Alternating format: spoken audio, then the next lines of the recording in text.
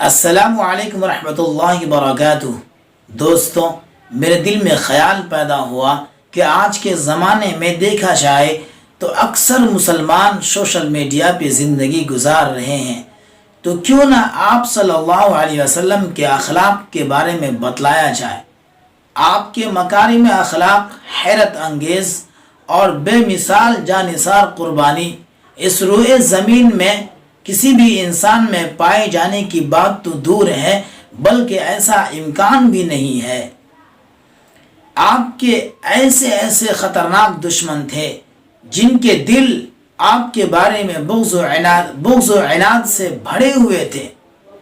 آپ کی ترقی اور آپ کے ساتھ ساتھ مسلمانوں کی تعداد بڑھتے ہوئے دیکھ کر ان کا دل جل بھن کر خاک ہو جاتے تھے، لیکن آپ کے مکارم اخلاق پر قربان جائیے کہ آپ کے دشمن بھی منٹوں میں آپ کے ایسے جانثار دوست بن گئے کہ جن کی آنکھوں کا آپ کو دیکھنا کانٹا سا معلوم ہوتا تھا، کانٹا سا چبھتا تھا۔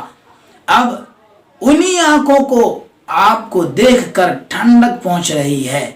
آپ کی باتیں سن کر جس دل میں آگ لگ جاتی تھی، جس دل میں آگ بھڑکتی تھی، اب آپ کی باتوں کو سن کر آپ کے نام سے اس دل کو سکون مل رہا ہے۔ جن کے نزدیک آپ کی ذات، آپ کے گھرانے، آپ کے خاندان، آپ کا شہر بدترین تھا، اب ان کے نزدیک آپ کی ذات، آپ کے گھر والے، آپ کے خاندان اور آپ کا شہر بہت ہی محبوب ہے۔ ہند بنت عتبہ بن ربیعہ کیا کہتی ہے سنیے۔ یہ وہی عورت ہے جس نے آپ صلی اللہ علیہ وسلم کے چہیتے چچا امیر حمزہ رضی اللہ عنہ کے پیٹ کو چاک کر کے ان کے کلیجے کو نکال کر چبائی تھی اور چبا کر اندر نگلنے کی کوشش کی۔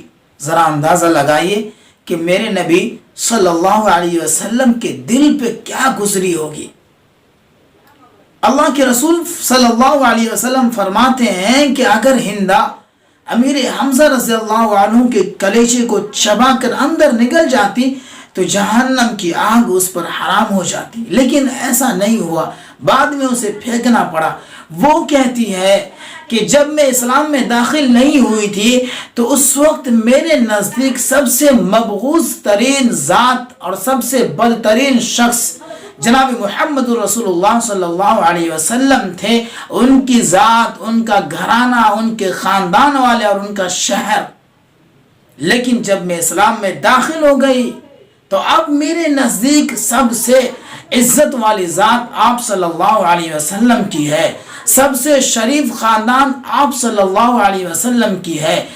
میں نے اپنی زندگی میں آقا صلی اللہ علیہ وسلم جیسا انسان، آپ صلی اللہ علیہ وسلم جیسا ہمدرد انسان نہیں دیکھا۔ میرے بھائی تم کہاں جا رہے ہو؟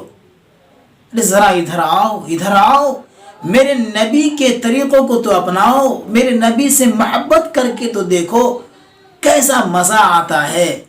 ارے میرے نبی سے جس نے محبت کی، اللہ تبارک و تعالیٰ اسے پوری دنیا میں چمکا دیا۔ صحابہ کرام نے میرے نبی سے محبت کی، صحابہ کرام کو رضوان اللہ علیہم اجمعین کا پروانہ مل گیا کہ اللہ ان سے راضی ہے اور وہ اللہ سے راضی ہے۔ کہاں بھٹک رہے ہو؟ آؤ ادھر آؤ تو صحیح، میرے نبی کے طریقوں کو اپناؤ تو صحیح۔